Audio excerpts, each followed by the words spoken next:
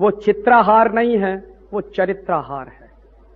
और जिसको मनोरंजन के नाम पर आपने अपने घर में बुला लिया है, ये टेलीविजन आपका मनोरंजन नहीं कर रहा है, आपके मन में एक अजीब तरह की वल्गैरिटी और ऑब्सिनिटी को जन्म दे रहा है।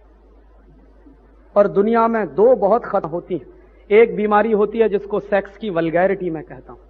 रात दिन ये टेलीविजन आपको जो कुछ दिखाता है वो सेक्स की वल्गैरिटी है। और ये सेक्स की वल्गैरिटी देखते देखते देखते देखते एक दिन हिंदुस्तान के नौजवान नवयुवतियां भी वही करने लगते हैं जो उस पर दिखाते हैं। क्या हो रहा है हमको, कहां जा रहे हैं हम?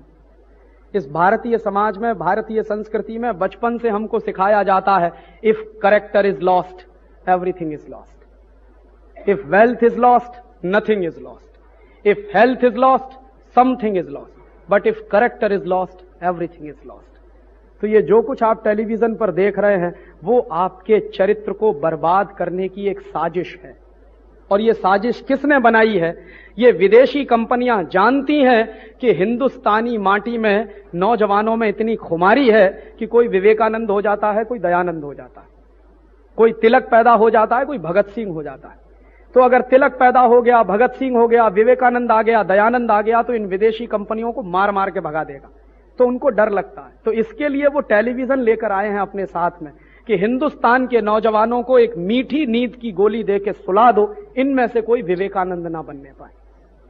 और आपके सामने आदर्श क्या रखा जाता है?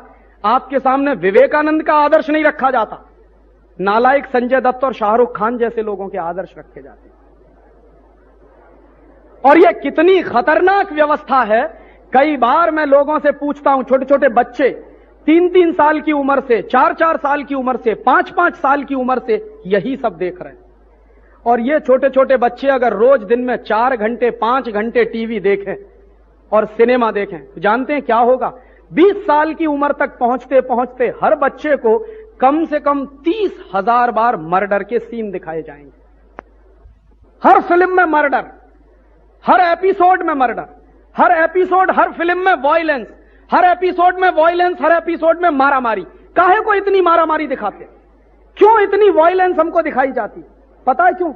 हिंदुस्तान में सबसे ज्यादा वॉयलेंस से नफरत की जाती। यह देश अहिंसा वाला है, इसलिए भारतीय संस्कृति को बर्बाद करना है तो अहिंसा की जगह हिंसा को लाना पड़ेगा। तो वो हिंसा हर आदमी कैसे करेगा? हर आदमी तभी हिंसा करेगा जब बार बार हिंसा देखेगा। और ये बार बार की जो हिंसा हम देखते हैं, इसका नतीजा जानते हैं क्या होता है? मर्डर देखते देखते देखते देखते देखते देखते मन की दया खत्म हो जाती है, करुणा खत्म हो जाती है। और हमारे देश में एक कहावत कही जाती है, दया धर्म का मूल है। माने जब दया ही नहीं होगी मन में, धर्म कहां टिकने वाला है? तो वो सीधा आक्रमण आपके धर्म पर है। ये वॉयलेंस बहुत ही खतरनाक चीज होती है। और उसके साथ दूसरी खतरनाक चीज होती है सेक्स की वल्गैरिटी। ये सेक्स की वल्गैरिटी हजारों हजारों, लाखों लाखों, करोड़ों करोड़ों नौजवानों को बर्बाद कर रही है। और यह बर्बादी सिर्फ अपने देश में आ रही है ऐसा नहीं है, अमेरिका में और यूरोप में यह बर्बादी आ चुकी है। और यूरोप के देशों में यह सेक्स की वल्गैरिटी की कितनी बर्बादी आई है, एक ही उदाहरण ताजा ताजा आपको देना चाहता हूं। 3-4 दिन पहले एक अखबार निकला, गुजरात समाचार। गुजरात समाचार के दूसरे नंबर के पेज पर एक खबर है। क्या खबर है?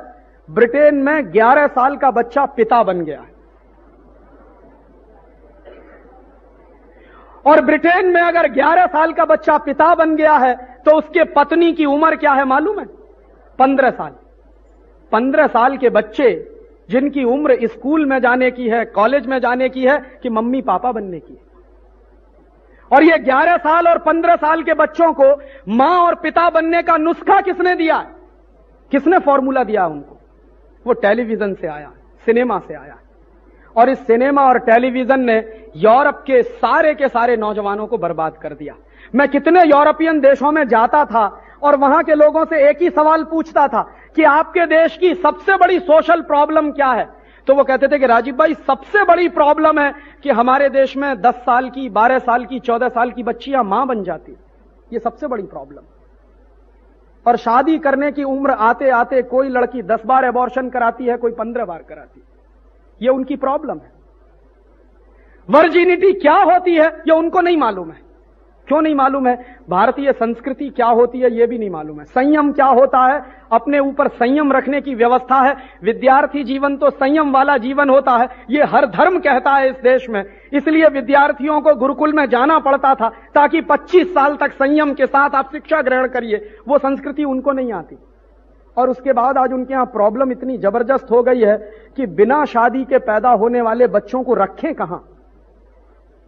तो बिना शादी के पैदा होने वाले बच्चों को रखने के लिए ही उनके देशों में कॉन्वेंट स्कूल खोले गए। कॉन्वेंट स्कूलों में यूरोप में कौन बच्चे पढ़ते हैं जिनके मम्मी पापा का पता नहीं है? क्यों नहीं पता है? हिम्मत नहीं है ये बताने की कि ये मेरा बेटा है या मेरी बेटी है। क्यों नहीं हिम्मत है? शादी के पहले हुए हैं। क्यों हो गए हैं शादी के पहले? टेलीविजन पे जो कुछ देखते थे, सिनेमा में जो कुछ देखते थे, वही किया फिर अपने जीवन में। और अब वही वल्गैरिटी अमेरिका में कितनी जबरदस्त आई है। अमेरिका में एक कमीशन बिठाया हुआ है, उस कमीशन में 2 चेयरमैन हैं। दोनों सौभाग्य से एक बार मेरे दोस्त बने थे, 4 साल पहले की बात है। मैं एक बार एक इंटरनेशनल कॉन्फ्रेंस में गया था, बॉन में, फिर फ्रैंकफर्ट में। वहां मेरी उनसे मुलाकात हुई। अभी वो दोनों व्यक्ति अमेरिका की सरकार के एक कमीशन के चेयरमैन हैं। वो कमीशन कर क्या रहा? कमीशन को जिम्मेदारी दी गई है कि पिछले 35 साल में टेलीविजन से अमेरिका में क्या नुकसान हुए हैं इसका अध्ययन करो। तो कमीशन की पहली रिपोर्ट आई है। वो रिपोर्ट क्या कह रही है? 90 million American youths are spoiled due to television and cinema. 9 crore अमेरिकी नौजवान बर्बाद हो गए हैं टेलीविजन और सिनेमा देखकर। 9 करोड़। अमेरिका की कुल आबादी कितनी है? 27 करोड़। 27 करोड़ आबादी में से 9 करोड़ बिल्कुल बर्बाद हो चुके हैं। और उन 9 करोड़ बच्चों की बर्बादी कितनी है? हर पहला और दूसरा बच्चा सीजोफ्रेनिक हो गया है, पागल हो गया है। और वो पागलपन सेक्स का पागलपन है। अमेरिका में किस कदर पागलपन है आप उसका अंदाजा नहीं लगा सकते। यहां से दिखने में लगता है कि अमेरिका बहुत ऊंचा देश है, बहुत तरक्की वाला देश है। आपको मालूम नहीं है अमेरिका दुनिया में वो देश है जहां 1 मिनट में सबसे ज्यादा बलात्कार होते हैं बहनों के। दोस्तों, ये गाने आपका मनोरंजन नहीं कर रहे हैं, ये गाने आपका चरित्र खलास कर रहे हैं। वो चित्रहार नहीं है, वो चरित्रहार है। और जिसको मनोरंजन के नाम पर आपने अपने घर में बुला लिया है, ये टेलीविजन आपका मनोरंजन नहीं कर रहा है, आपके मन में एक अजीब तरह की वल्गैरिटी और ऑब्सिनिटी को जन्म दे रहा है।